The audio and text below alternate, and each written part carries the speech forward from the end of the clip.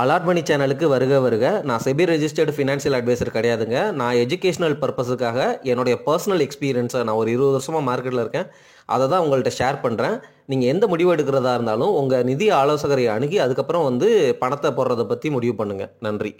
Allot மணி சேனலுக்கு வருக வருக. இந்த சேனலுக்கு இன்னும் நீங்கள் சப்ஸ்கிரைப் பண்ணலன்னா தயவு செஞ்சு சப்ஸ்கிரைப் பண்ணிக்கோங்க, பெல் பட்டனையும் கிளிக் பண்ணிக்கோங்க.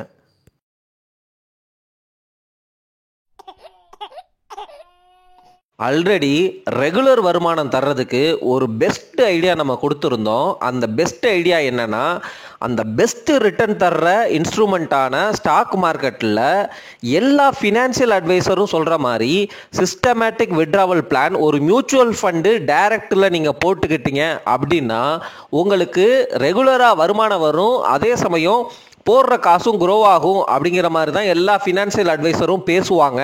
ஆனால் இண்டெக்ஸ் இடிஎஃப்ல அதையே பண்ணுங்க, அதுதான் லாங் ரன்னில் பீட் ஆகும் அப்படிங்கிற மாதிரி தொடர்ந்து நம்ம வீடியோ போட்டுட்டு வர்றோம். நம்ம சேனலில் அந்த வீடியோலாம் இருக்குது, தயவு செஞ்சு பாருங்கள்.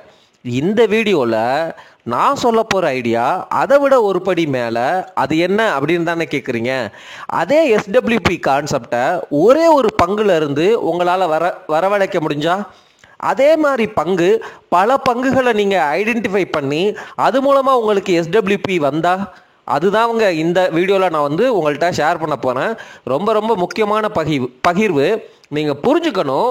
அதே சமயம் இதில் நிறைய சைக்காலஜியும் இருக்குது. அந்த சைக்காலஜியை மீறி நீங்கள் இந்த மாதிரி முதலீட்டு முடிவுகளை எடுக்கணும். ஏன்னா மியூச்சுவல் ஃபண்டில் போடுறப்ப, இண்டெக்ஸில் போடுறப்ப கிடைக்கிற திருப்தி இந்த மாதிரி முடிவுகளை எடுக்கும் பொழுது நமக்கு வராது. ஏன்னா ரொம்ப ரிஸ்க் எடுக்கிறோமோ அப்படின்னு பயப்படுவோம். ஆனால் அதே மியூச்சுவல் ஃபண்டையும் அதே இண்டெக்ஸையும் நீங்கள் போய் பார்த்தீங்க அப்படின்னா, நீங்கள் வாங்கின இதே ஸ்டாக்கை தான் அவங்களும் உள்ளே வச்சுருப்பாங்க. அப்படிங்கிறதுக்காக தான் நான் இந்த பாயிண்ட்டை சொல்கிறேங்க. தொடர்ந்து பேசுவோம், தயவு செஞ்சு கேளுங்க. நான் பேச போகிற ஒரு பங்கு இன்னைக்கு என்ன அப்படிங்கிறதையும் கேட்டு போங்க. நான் இன்னைக்கு இந்த டைரக்ட் ஸ்டாக் சிஸ்டமேட்டிக் விட்ராவல் பிளானை ஹீரோ மோட்டார் கார்ப் அப்படிங்கிற பங்கை வச்சு உங்களுக்கு எக்ஸ்பிளைன் பண்ண போகிறேன். அதே மாதிரி தான் நீங்கள் இந்த எஸ்டபிள்யூபி ஆப்பர்ச்சுனிட்டி பல பங்குகளில் கிடைக்கும். அது எல்லாத்தையும் நம்ம லிஸ்ட்டாக எடுத்து வச்சுக்கிட்டு தொடர்ந்து மானிட்டர் பண்ணிக்கிட்டே வரணும். அந்த வேல்யூவேஷன் ரேஞ்சில் வரும் பொழுது நம்ம கொக்கு மாதிரி காத்திருந்து கொத்திக்கணும். அப்போ தான் பல ஸ்டாக்கில் இருந்து நம்ம எஸ்டபிள்யூபி பண்ணுவோம். அதனால் இண்டெக்ஸில் எப்படி நம்ம காசு அழியாதோ அதே மாதிரி நல்ல தரமான குவாலிட்டியான நல்ல வேல்யூவேஷனில் நல்ல பங்கை வாங்கும் பொழுது, அதுவும் பல பங்குகளை வாங்கி உங்கள் போர்ட்ஃபோலியோவில் வைக்கும் பொழுது ஏதோ 4-5 ஸ்டாக்கு ஃபெயில் ஆகலாம், ஆனால் மெத்த ஸ்டாக்கு உங்களுக்கு ரெகுலர் வருமானம் தரும், அதுவும் க்ரோத்தையும் தரும் அப்படிங்கிறத புரிஞ்சுக்கங்க. திருப்பி நான் தியரியாக பேச விரும்பலை. நம்ம டைரெக்டாக ஸ்டாக்குக்குள்ளே போயிடுவோம். நான் ஏன் ஹீரோ மோட்டார் காப்பை செலக்ட் பண்ணேன் அப்படின்னா, நான் எடுத்த முதலீட்டு முடிவில் இது ஒரு நல்ல முதலீட்டு முடிவு. நான் ஆல்ரெடி எடுத்திருந்தேங்க. 2400 ரூபாய், புரியுதுங்களா? அதோடைய ப்ரைஸ் சார்ட்டை போய் பாருங்கள். ரொம்ப வருஷமாக இந்த 3000க்கு கீழே தான் ட்ரேட் ஆகிருக்கு, சரிங்களா? ஆனால் இது நிஃப்டி 50க்குள்ளே உள்ள ஒரு பங்கு அப்படிங்கிறத மறந்துட வேணாம், சரிங்களா? ஆனால் டிவிடெண்ட் 100 ரூபாய் கொடுத்துட்டு இருந்த பங்கு அப்படிங்கிறதையும் மறந்துட வேணாம். அப்போது ஒரு 2700 ரூபாய்க்கு வாங்குறீங்க அப்படின்னா அதுக்கு 10% 270 ரூபா உங்களுக்கு 100 ரூபாய் டிவிடெண்டாகவே வந்துட்டு இருந்துச்சு. இப்போ இந்த ஸ்டாக்கோடைய விலை 4761, சரிங்களா? நான் இப்போ பேசுகிறப்போ, சரிங்களா? இப்போது 2700 ரூபாய்க்கு, ஆனால் 2400 2300லாம் போச்சு. அந்த 2300 400 ரேஞ்சில் ஒரு மாதம் 1.5 மாதம்லாம் கடந்துச்சு. அப்போ நம்ம ஆப்பர்ச்சுனிட்டியாக யூஸ் பண்ணி வாங்கலை. 100 ரூபாய் டிவிடெண்ட் தர்ற ஸ்டாக்கு ஒரு 2500னே வச்சுக்கோமே, 250 ரூபாயில் கிட்டத்தட்ட 4% உங்களுக்கு டிவிடெண்டாக வருஷம் கிடச்சிருது. நீங்கள் மிச்சம் என்ன வேணும் உங்களுக்கு சொல்லுங்கள்? மிச்சம் எவ்வளோ வேணும்? ஒரு 4% வட்டி இல்லை 3% வட்டி?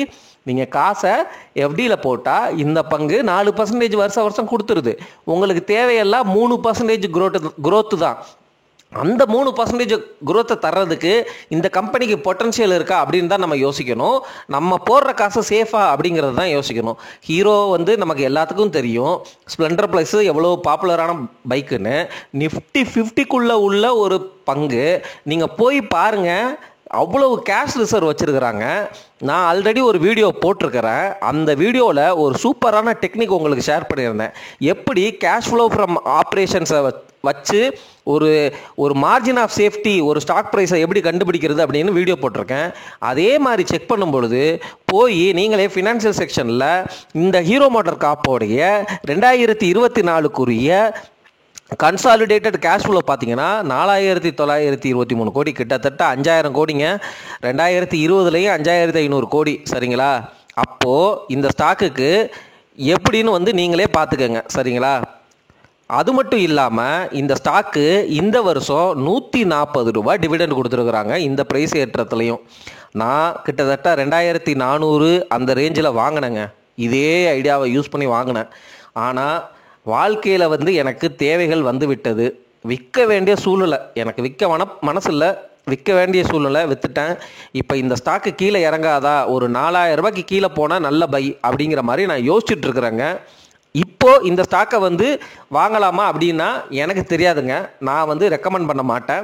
நீங்களே முடிவு எடுத்துக்கோங்க. நான் என்ன பண்ணுறேன் அப்படின்னா 4000 ரூபாய் தொடுமா அப்படிங்கிற மாதிரி வெயிட் பண்ணிகிட்டு இருக்கேன். ஆனால் இந்த ஸ்டாக்கு இங்கேருந்து ரிவர்ஸ் ஆகி மேலேயும் போகலாம். ஏன்னா மான்சூன் நல்லாயிருக்கு, டிமாண்டு ஜாஸ்தி ஆயிடுச்சுன்னு வச்சுக்கோங்க, மேலே போயிடும். ஏன்னா மற்ற ஸ்டாக் எல்லாமே வந்து உங்களுக்கு 30-40 பியில் இருக்கும்போது இந்த ஸ்டாக் மட்டும் 23-24 பியில் ட்ரேட் ஆகுது. சரிங்களா? ஸோ நான் சொல்ல வர பாயிண்ட் வந்து இதுதான். ஒரு நல்ல பங்கு, நிஃப்டி 50ல் உள்ள பங்கு, உங்களுக்கு அவ்வளவு கேஷ் ஃப்ளோ வருது, அவ்வளவு கேஷ் ரிசர்வ் இருக்குது, நோ டெப்ட்டு. சரிங்களா? இதில் இந்த கம்பெனி மேலே இடையில வந்து இந்த டேக்ஸ் ரெய்டெல்லாம் நடந்துச்சு. சரிங்களா? அது வந்து நமக்கு ஒரு ஆப்பர்ச்சுனிட்டியாக தான் பார்க்கணும். ஏன்னா அவ்வளோ சீக்கிரத்தில் வந்து அது ப்ரொமோட்டர் மேலே நடந்தது தான், பிஸ்னஸ் மேலே நடந்ததா அப்படிங்கிறது தெரில. சரிங்களா?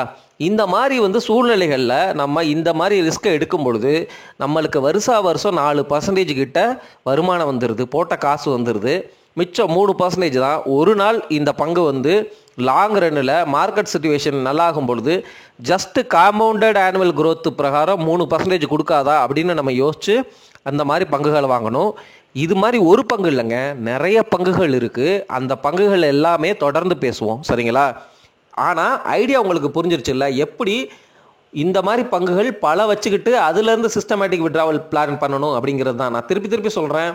ஒரு போர்ஷனை இண்டெக்ஸுக்கு, ஒரு போர்ஷனை மியூச்சுவல் ஃபண்டுக்கு, ஒரு போர்ஷனை டெப்ட்டுக்கு, ஒரு போர்ஷனை டைரக்ட் ஈக்விட்டிக்கும் கொண்டு வந்து இந்த மாதிரி ரிஸ்க்கை எடுத்து நீங்கள் அட்டம் பண்ணி பாருங்கள். அப்போ தான் உங்களுக்கு வந்து எது பெனிஃபிஷியல் அப்படிங்கிறது தெரியுங்க.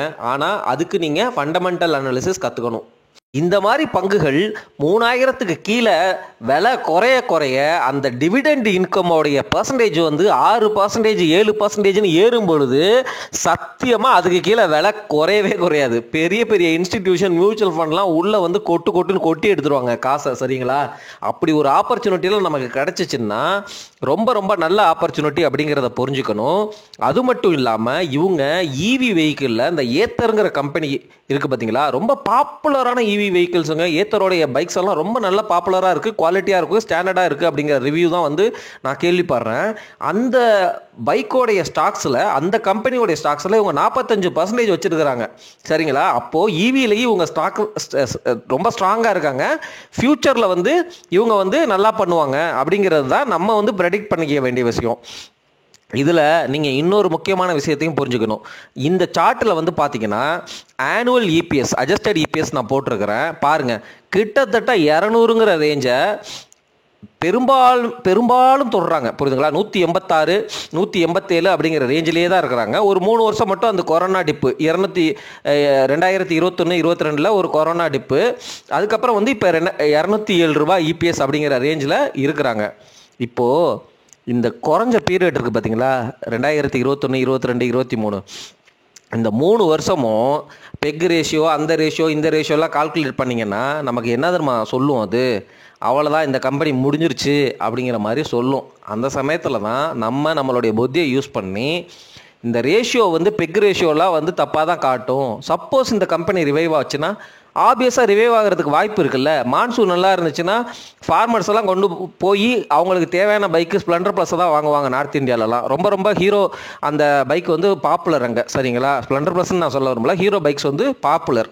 ஸோ நிஃப்டி 50க்குள்ளே இருக்கிற கம்பெனி, இவ்வளவு கேஷ் ரிச்சாக இருக்கிற கம்பெனி அவ்வளோ சீக்கிரம் பிஸ்னஸை வந்து விட்டுருவாங்களா?